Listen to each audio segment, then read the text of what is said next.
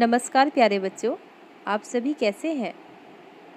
उम्मीद करती हूँ आप सभी अच्छे होंगे।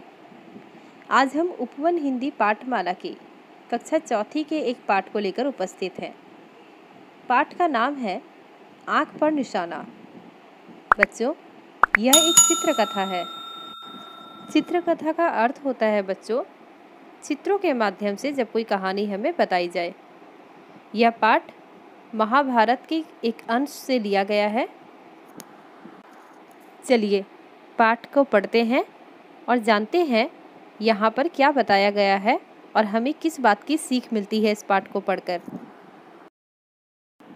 पुराने समय की बात है, हमारे देश में पांडवों का राज था। तब गुरु द्रोणाचार्य कौरव और पांडव राजकुमारों को धनुर्विद्या सिखाते थे। जब शिक्षा पूरी होने को आई तो गुरु द्रोणाचार्य अपने शिष्यों को जंगल लेके गए। उन्होंने उनकी परीक्षा लेनी चाहिए। पेड़ पर मिट्टी की एक चिड़िया टांग दी। धनुर्विद्या का अर्थ होता है बच्चों, धनुष और बाण चलाने की जो शिक्षा दी जाती है उसे धनुर्विद्या कहा जाता है।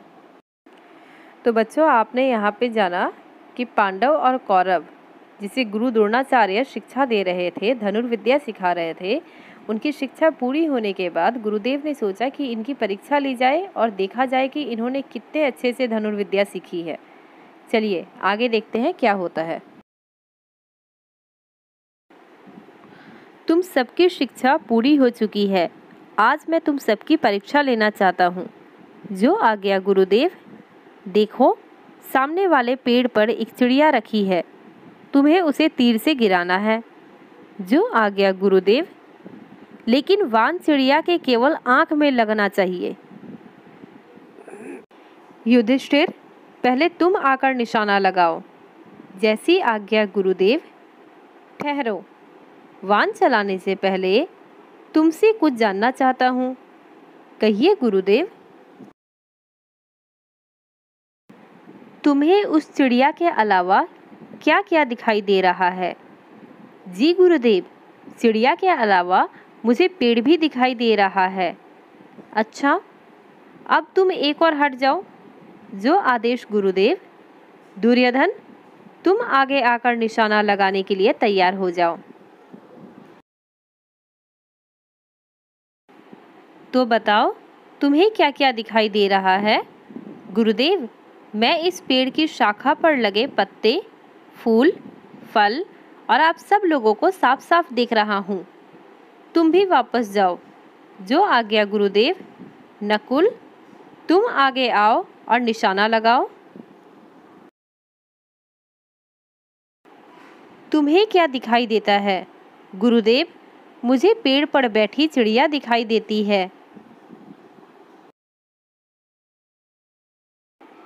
रहने दो, तुम यह निशाना नहीं लगा सकोगे।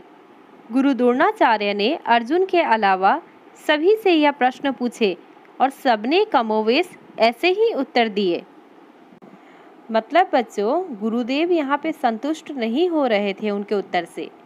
यहाँ पर हर एक छात्र से, हर एक शिष्य से गुरु ने सेम प्रश्न किया कि तुम्हें पेड़ में क्या दिखाई दे रहा है, और सब ने कहा मुझे पेड़, पत्ते, फूल, चिड़ियाँ सब कुछ दिख रहे हैं। परंतु गुरुदेव को यह उत्तर नहीं चाहिए था। चलिए आगे देखते हैं क्या होता है। अर्जुन, अब तुम्हारी बारी है। जी गुरुदेव।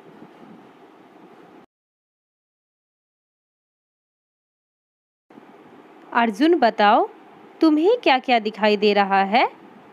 केवल चिड़िया की आंख की पुतली दिखाई दे रही है गुरुदेव। क्या तुम्हें चिड़िया दिखाई देती है? नहीं गुरुदेव। यहाँ पर क्या हुआ बच्चों, जब अर्जुन को बुलाया गया चिड़िया पर निशाना लगाने के लिए, तो अर्जुन को सिर्फ चिड़िया की आंख की पुतली दिखाई दे रही है। उसे ना चिड़िया, ना पहाड़, ना पेड़, ना पत्ते, कुछ भी नहीं दिख रहे। और गुरुदेव को यही उत्तर चाहिए था। शाबाश बेटे, छोड़ो बाण। अर्जुन ने बाण छोड़ा और चिड़िया सीधे जमीन पर आ गिरी।